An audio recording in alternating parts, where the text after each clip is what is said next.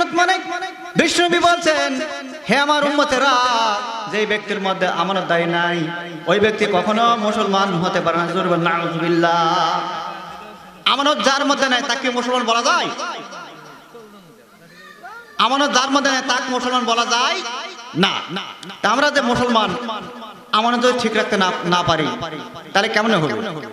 আমরা কেমন এক আমানত ঠিক রাখি? কারণ নিজের স্ত্রীকে ছবি তুলে মানুষ দেখাই, দুঃস্থ দেখ জিনিসটা কেমন আছে, দুর্বল নাউযুবিল্লাহ। ঠিক না ভাই? ঠিক। অনেক দেশাই পাই না যে নিজের বউ সুন্দর, নিজের মেয়ে সুন্দর, মানে দেখায় যে খুবই সুন্দর, কিন্তু ওই জিনিস দেখে মানুষ কি মনে করে? আল্লাহ পাক আসলে মানুষকে সৃষ্টি করেছে এই জন্য না তো আবরণ করে। ভাইয়ের আমার বন্ধুগণ, তৃতীয় নম্বর যেটা বলছিলাম, যে ব্যক্তি ওয়াদা ঠিক রাখতে পারবে না এবং আমানতের যদি খেয়ানত করে ওই ব্যক্তিকে কখনো মুসলমান বলা যায় না। আর আরেকটা আসছে 4 নম্বরে, খালি কথায় কথায় গালিগালাজ করে। দুর্বল নাউযুবিল্লাহ। মুনাফিকরা কি করে? খালি কথায় কথায় গালিগালাজ করে। এই প্রসঙ্গে আল্লাহ পাক রব্বুল আলামিন কোরআনে বলেন, ওয়া মিনান নাসি মান ইয়াকুলু আমান্না বিল্লাহি ওয়া বিল ইয়াউমিল আখিরি ওয়া মা হুম বিমুমিনিন। জোরে বলেন আল্লাহু আকবার। আমার আল্লাহ পাক রব্বুল আলামিন কোরআনের ভিতরে সূরা বাকারা 2 নম্বর পারা 2 নম্বর সূরা আল্লাহ পাক বলেন, 2 নম্বর সূরা 8 নম্বর আয়াতে আল্লাহ বলেন, ওয়া মিনান নাসি মা ইয়াকুলু আমান্না, তারা মুখে বলে মুমিন, কাজে কখনো পরিণয় করে না। জোরে বলেন নাউযুবিল্লাহ। তারা কি বলে? ওয়া মিনান নাসি মা ইয়াকুলু আমান্না, তারা বলে মুখে বলে আমি মুমিন, কিন্তু আসলে তার কাজকর্ম ভালো নাই। তাকে কি বলা হয়? মুনাফিক। কি বলা হয়? মুনাফিক। এই মুনাফিকের সংখ্যা খুব বেশি। তারা কথা দিয়ে কথা রাখতে পারে না। জোরে বলেন নাউযুবিল্লাহ। সম্মানিত হাজিরিন, মুনাফিক হলে তো চলবে না, মুসলমান হতে হবে। নবীদের সাহাবারে কি কথা ছিল? নবীর সাহাবারা মুখে যেটা বলতো মনে সেটা বলতো, মুখে যেটা বলতে কাজ। আল্লাহ পাক রব্বুল আলামিন কোরআনের কারিমের ভিতরে বলেছেন, সূরা সাফ 61 নম্বর সূরা 28 নম্বর পারার 2 এবং 3 নম্বর আয়াতে আল্লাহ বলেন, হে ইমানদারগণ, হে বিশ্বাসীগণ, হে মুমিনগণ, তোমরা মুখে যারা বলবা কাজে পরিণত করবে না, এটা কখনো মুমিনদের চরিত্র হতে পারবে না। আল্লাহ বলে, বান্দা ইয়া রাসূলুল্লাহ, ইয়া হাবিবাল্লাহ, নবীজি আমার রাসূল, ইমানদারকে বলে দেন, হে ইমানদারগণ, তোমরা নিজে যা করো না তা অপরকে যেন বলো না। জোরে বলেন সুবহানাল্লাহ। জোরে বলেন সুবহানাল্লাহ। এখন নিজেই ঠিক নাই, মানে অপরকে ভালো আর কথা বলে। আল্লাহ পাক রব্বুল আলামিন সূরাতুল ফাতিহা 1 নম্বর পারা 1 নম্বর সূরার ভিতরে বলে দিয়েছেন। 5 নম্বরে আল্লাহ পাক কোরআনে বলেন, ইয়্যাকা না'বুদু ওয়া ইয়্যাকা নাস্তাঈন। জোরে বলেন আল্লাহু আকবার। আল্লাহু আকবার বলার লাভ কি জানেন? কোন ব্যক্তি যদি ইমানে যদি আল্লাহু আকবার বলে, ওই ব্যক্তির আল্লাহ পাক সমস্ত গুনাহ মাফ করে দেন। জোরে বলেন আল্লাহু আকবার। এই ফজিলতপূর্ণ জিনিসটা আপনারা বলেন না, তাহলে হবে কেমন করে? ভাইয়েরা আমার বন্ধুগণ, আল্লাহ কাজ বলছে, ইয়্যাকা না'বুদু ওয়া ইয়্যাকা নাস্তাঈন। বলেন তো ভাই, এই আয়াত কয়টা? আয়াত কয়টা বলেন? একটা। কয়টা বললাম? এই আয়াতের কথা কয়টা? 2টা। কয়টা বললাম? 2টা। এই 2টা কথা আমরা কি বলতেছি? ইয়্যাকা না'বুদু ওয়া ইয়্যাকা নাস্তাঈন। জোরে বলেন আল্লাহু আকবার। আমরা বলতেছি, আল্লাহ হায় দয়ার মালিক, আল্লাহ আমরা তোমার ইবাদত করি এবং তোমার কাছে সাহায্য চাই। জোরে বলেন সুবহানাল্লাহ। তাহলে কি বলতেছি? আল্লাহ তোমার ইবাদত করি, তোমার কাছে সাহায্য চাই। আচ্ছা আপনারা বলেন তো, এশার বেতের নামাজে কোন দোয়া পড়া লাগে? বলেন কোন দোয়া পড়তে হয়? দোয়াই কুনুত। কি বললাম? অনেকে বলে যে হুজুর কুনুত মানে কি? সম্মানিত হাজিরিন, কথা বলতে গিয়ে একটা কথা মনে হলো। কোন লোকে বলতে গেলে আমার নুরাবাদে বলতে গেলে যে ভাই দোয়া জানি, তো ভাই দোয়া জানি প্রচুর, কিন্তু কোথায় ব্যবহার করা লাগে সেটা জানি না। জোরে বলেন নাউজুবিল্লাহ। দোয়া কোনটার মধ্যে বলা হচ্ছে আল্লাহুম্মা ইয়্যাকা না'বুদু ওয়া লাকা নুসাল্লি, এখানে বলতেছে আল্লাহ তোমার ইবাদত করি, তোমার কাছে সাহায্য চাই। জোরে বলেন সুবহানাল্লাহ। আর এই কথা বলার পরে যদি আমরা পীরের কাছে যাই, আমার কি ঈমান থাকলো? জোরে বলেন, আমার কি ঈমান থাকলো? ঈমান থাকলো না। আপনারা এখানে পীর আছে কিনা তা জানি না, আমার নুরুল্লাহবাদ মনে হয় ঘরে ঘরে পীর। জোরে বলেন নাউজুবিল্লাহ। শোনেন, পীর খারাপ না, পীর মানে উস্তাদ, পীর মানে মাওলানা, পীর মানে মুরব্বি।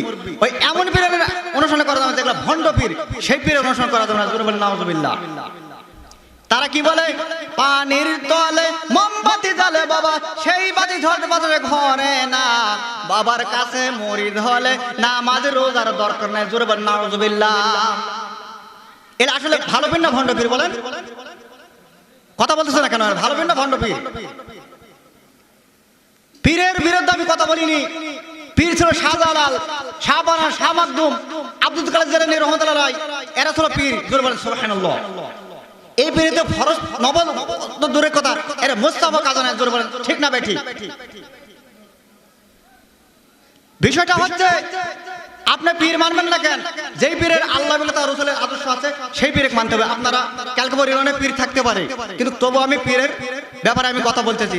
জোরে বলেন ঠিক না বেঠিক? সম্মানিত হাজিরিন, মুখে যারা বলি কাজে পরিণত করি না, এই জন্য আমাদের ইবাদতে কোনো কাজ হয় না। ইবাদত করতে গেলে চারটা শর্ত আছে। কয়টা শর্ত বললাম? চারটি। এক নম্বরে কোন ইবাদত, কোন দোয়া যদি কবুল করতে যাই, এক নম্বরে আমার কাজ করতে হবে, ইলম জানতে হবে। কি জানতে হবে বলেন? ইলম জানতে হবে। দুই নম্বরে নিয়ত থাকা লাগবে সহি। কি বললাম? নিয়ত সহি থাকা লাগবে। তিন নম্বরে আপনাকে ধৈর্য থাকতে হবে। আর চার নম্বরে যে কথা বলা হয়েছে, কারণ যে কাজটা করতে হবে আল্লাহ ছাড়া অন্য কারো খুশি করা যাবে। জোরে বলেন সুবহানাল্লাহ। এই চারটা শর্ত যদি আপনি মানতে পারেন, আল্লাহ পাক গ্যারান্টি দিয়ে রাখেন। আল্লাহ কোরআনে বলছে আমি তোমাদেরকে সব দোয়া কবুল করে। জোরে বলেন সুবহানাল্লাহ। তাহলে আমরা এই শর্ত বাদ দিয়ে কিছু লোক বলে জানার নাম ইসলাম না মানার নাম বলে ইসলাম। জোরে বলেন নাউজুবিল্লাহ। আচ্ছা আপনারা বলেন তো জানার নাম ইসলাম না মানার নাম ইসলাম? বলেন, আগে জানতে হবে না মানতে হবে? আগে জানতে হবে। হ্যাঁ, আল্লাহ তো বলছে ইকরা বিসমি রাব্বিকাল লাযী খলাক। বিশ্বনবী প্রথম ওই ছিল পড়ার কথা। জোরে বলেন সুবহানাল্লাহ। ভাইরা আমার, বন্ধুগণ, আল্লাহর ইবাদত করতে হবে, আল্লাহর কাছে সাহায্য চাইতে হবে, আর আল্লাহকে ভয় করতে হবে। আল্লাহ পাক রব্বুল আলামিন কোরআনে বলেন, ইয়া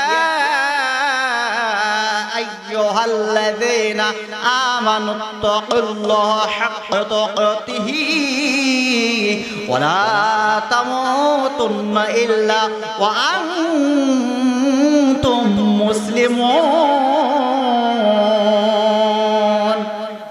আল্লাহ পাক রব্বুল আলামিন কোরআনে কারীমের ভিতরে সূরা ইমরান 3 নম্বর সূরা 4 নম্বর পারা 102 নম্বরে আল্লাহ বলেন, হে বান্দারগণ, হে বিশ্বাসীগণ, তোমরা যারা, হে বান্দারা, তোমরা যারা ঈমান আনছো, শোনো, তোমরা আল্লাহকে ভয় করো। আল্লাহকে তোমরা ভয় করার মতো ভয় করো। তোমাদের উচিত মুসলমান না হয়ে কেউ কখনো কবরে এসো না। জোরে বলেন ঠিক না ভাই? ঠিক।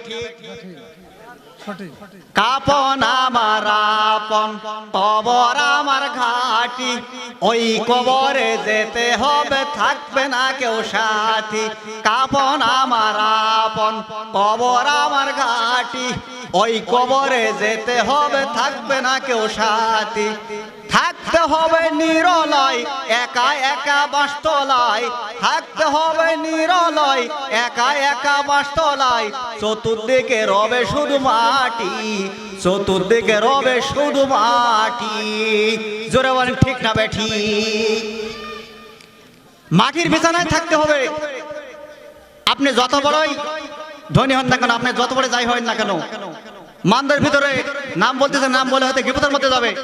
কত সয় সম্পত্তি, পূবে তাকালে তার, পশ্চিমে তাকালে তার, সব কিছু সয় সম্পত্তি, কিন্তু মারা গেল কিছু নিয়ে যেতে পারলো না। জোরে বলেন ঠিক না ভাই? ঠিক। এই জন্যে বিশ্বনবী জনাবে মুহাম্মদ রাসূলুল্লাহ, জোরে বলেন সাল্লাল্লাহু আলাইহি ওয়াসাল্লাম, হাদিস শরীফে ইরশাদ করেছেন, হে আমার উম্মতেরা, এই কবর কারো জন্য জান্নাতের বাগান, আর কারো জন্য জাহান্নামের গর্ত। জোরে বলেন ঠিক না ভাই? ঠিক। হযরত ওসমান রাদিয়াল্লাহু আনহু, ওসমান যখন কবর থেকে কাঁদতে লাগলো, তার সাথীরা বলছে, ওসমান, নবীজি যখন জান্নাত জাহান্নামের বয়ান করতে লাগে তখন তুমি কাঁদো না, আর এখন তুমি কান্নাকাটি কেন করো? তখন বলতেছে আমার সাথী ভাইরা, বিষ্ণুনবীজি বলেছেন এই কবরে যদি কোনো ব্যক্তি পাশ করতে পারে, সেই ব্যক্তি সব জায়গায় যায় পাশ করতে পারে। জোরে বলেন সুবহানাল্লাহ। তা আমাদেরকে কবরের চিন্তা করতে হবে, তাহলে আমার সব ভালো হবে। তাহলে মুসলমান হতে হবে, মুসলমান নামে মুসলমান হলে হবে না। মুসলমান অর্থ কি বলেন তো ভাইরা? মুসলমান অর্থ খালি গরু গোশত খাওয়া না, খালি খাতনা করা? কি বলেন? মুসলমান অর্থ কি? আত্মসম্পদ করা। কি বললাম? অর্থাৎ ত্যাগ করা। জোরে বলেন সুবহানাল্লাহ। একে বলা হয়েছে মুসলমান। মুসলমান যদি আমি দাবি করি, সেই সূত্রে মুসলমান হওয়া যাবে না। আল্লাহ রাব্বুল আলামিন এবং বিশ্বনবী জনাবে মুহাম্মদ রাসূলুল্লাহ সাল্লাল্লাহু আলাইহি সাল্লাম বলেন, হাদিস শরীফে এসেছে, আল মুসলিমু মান সালামাল মুসলিমুনা মিন লিসানিহি ওয়া ইয়াদিহি। আল্লাহ নবী বলেন, খাঁটি মুসলমান ওই ব্যক্তি যার হাত ও মুখ এবং অপর মুসলমান নিরাপদ থাকে। খালি মুসলমান দাবি করলে হবে না, মুসলমান হতে গেলে আল্লাহ কোরআনে শিক্ষা করতে হবে। জোরে বলেন ঠিক না বেঠিক? ভাইরা আমার বন্ধুগণ, আল্লাহ পাক রব্বুল আলামিন কোরআনে বলেন, ইয়া আইয়ুহাল্লাযীনা আমানু দুখুলু ফিস-সিলমি কাফা ওয়া লা তাত্তাবিউ খুতুহাতিশ শাইতান ইন্নাহু লাকুম আদুউম মুবিন। জোরে বলেন আল্লাহু আকবার। আল্লাহ পাক রব্বুল আলামিন কোরআন কারীমের ভিতরে সূরা বাকারা 2 নম্বর পারা 2 নম্বর সূরা 208 নম্বর আয়াতে আল্লাহ বলেন, হে বান্দারগণ, তোমরা পরিপূর্ণভাবে ইসলাম প্রবেশ করো এবং শয়তানের অনুকরণ করো না, কেননা নিশ্চয় তোমাদের শয়তান প্রকাশ্য শত্রু। দুর্বল ঠিক না বেটি? শয়তান আমার কি শত্রু? প্রকাশ্য শত্রু। দুর্বল নাউযুবিল্লাহ। তাহলে শয়তানকে বন্ধু বানানো যাবে বলেন? শয়তান কখনো আমাদের ভালো চায় না, তো ওরূপ করে শয়তানকে কেন আমরা বন্ধু বানাতে যাব? তো যাই হোক, আমার তেলাওয়াত কথা আমি তেলাওয়াত করি সূরা আল মুদ্দাসির। কি সূরা বললাম? জবাব দেন। সূরা আল মুদ্দাসির কোরআন কারীমের 114টি সূরা। সূরা মুদ্দাসির 29 নম্বর পারা 74 নম্বর সূরা। এই থেকে আমি 38 থেকে প্রায় 45 আয়াত তেলাওয়াত করেছি। জোরে বলেন সুবহানাল্লাহ। আমার আলোচনার বিষয় কি জানেন? আমার আলোচনার বিষয় কোন কোন ব্যক্তি জাহান্নামে যাবে। কি বললাম? কোন কোন ব্যক্তি জাহান্নামে যাবে, এই বিষয়ে আমার আলোচনার বিষয়। জোরে বলেন সুবহানাল্লাহ। আপনারা কি সেই বিষয় জানতে চান? কি কি কারণে জাহান্নামে যাওয়া লাগে? চান? রাগ করবেন না তো? আমার উপর রাগ করে লাভ হবে না। আল্লাহর কোরআন বলবে কোন কোন ব্যক্তি জাহান্নামে যাবে। এখানে আওয়ামী লীগ আছে, বিএনপি আছে, জামাত আছে, জাসদ আছে, বাসদ আছে, তাবলিগ, পাবলিক সবাই আছে, ঠিক না ভাই? ঠিক। কোন ব্যক্তিরা জাহান্নামে যাবে সেই কথা আল্লাহ পাক বলবে। কে বলবেন? আল্লাহ পাক বলেন। আল্লাহ পাক সূরা আল মুদ্দাসিরের 38 নম্বর আয়াত থেকে আমি আলোচনা করি। ভাইরা আমার বন্ধুগণ, আল্লাহ পাক রব্বুল আলামিন কোরআনে বলেন, কুল্লি নাফসিম বিমা কাসাবাত রহিনা ইল্লা আসহাবাল ইয়ামিন। জোরে বলেন আল্লাহু আকবার। আল্লাহ পাক রব্বুল আলামিন কোরআন কারীমের সূরা আল মুদ্দাসিরের মধ্যে বলছে, কুল্লি নাফসিম বিমা কাসাবাত রহিনা ইল্লা আসহাবাল ইয়ামিন। আল্লাহ পাক রব্বুল আলামিন বলতেছে, বান্দা, প্রত্যেকটা ব্যক্তিকে, প্রত্যেকটা নারী পুরুষদেরকে এই কর্মের জন্য জবাব দিতে হবে। সেই দায়িত্ব কিভাবে পালন করতে জুরবান, ঠিক না বেটি? প্রত্যেকটা মানুষকে জবাব দিতে হবে তার কর্মের জন্য।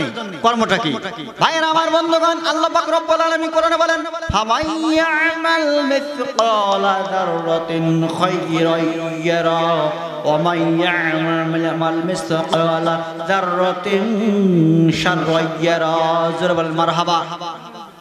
আল্লাহ পাক রব্বুল আলামিন পবিত্র কোরআনের ভিতরে সূরা জিলজাল 30 নম্বর পারার আমপারা সূরার মধ্যে 6 নম্বর আয়াতে আল্লাহ বলেন, হে আমার বান্দা, হে আমার উম্মত, আল্লাহ নবী বলেন, হে আমার উম্মতেরা, এক তিল পরিমাণ সৎ কাজ করলে তার প্রতিদান পাওয়া যাবে, অসৎ কাজ করলে তার শাস্তি ভোগ পেতে হবে। জোরে বলেন ঠিক না বেটি?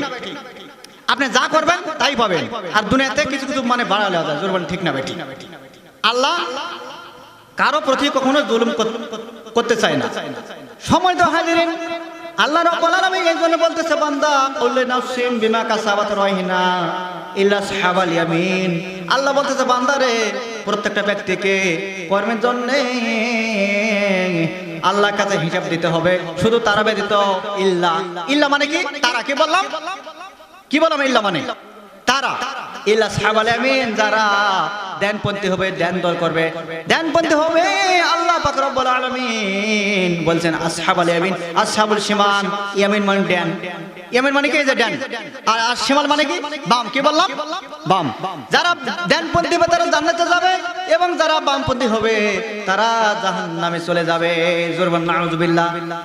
10 মিনিট বলুন। জি ইনশাআল্লাহ। ভাইয়ের আমার বন্ধুগণ, আমার কথা সংক্ষিপ্ত করতে হবে। এরপর আল্লাহ পাক রব্বুল বলেন ফি জান্নাতি ইয়াতাসাআলুন। আল্লাহ পাক রব্বুল আলামিন বলতেছে বান্দা যারা জান্নাতে যাবে, তারা এক জান্নাতি আরেক জান্নাতির সঙ্গে গল্প করবে। জোরবান সুবহানাল্লাহ। কি বললো? এক জান্নাতি আরেক জান্নাতির সঙ্গে গল্প করবে। কারণ একই সঙ্গে আল্লাহ পাক রব্বুল আলামিন জান্নাতে যদি কবুল করে তাহলে আমরা গল্প করা হবে। জোরবান সুবহানাল্লাহ। আল্লাহ পাক রব্বুল আলামিন সুযোগ করে দিবে এক জান্নাতি আরেক জান্নাতির সঙ্গে গল্প করতে দিবে। তখন বলবে, হঠাৎ করে জাহান্নামের দিকে চোখ চলে যাবে। এমন সময় কি অবস্থা হবে ভাই?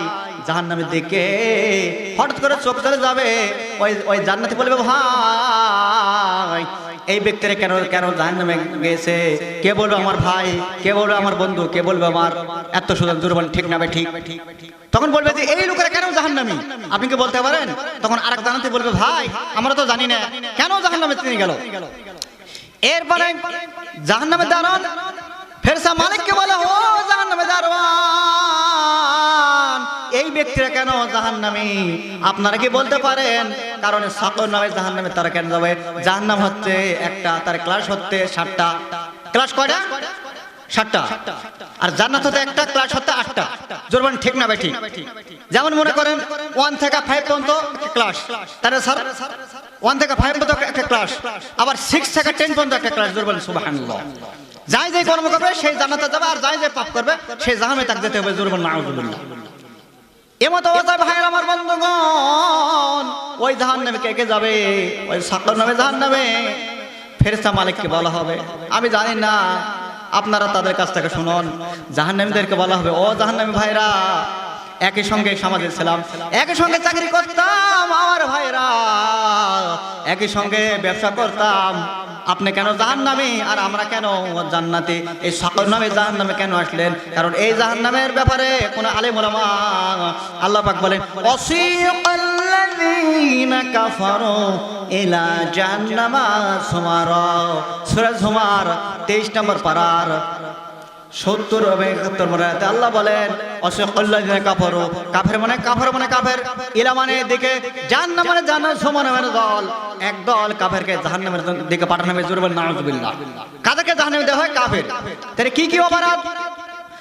তখন বলা হবে, ভাইয়েরা আমার, কি কি কারণে আপনারা জাহান্নামে গেলেন? লম্বা কথা সংক্ষিপ্ত করতেছি।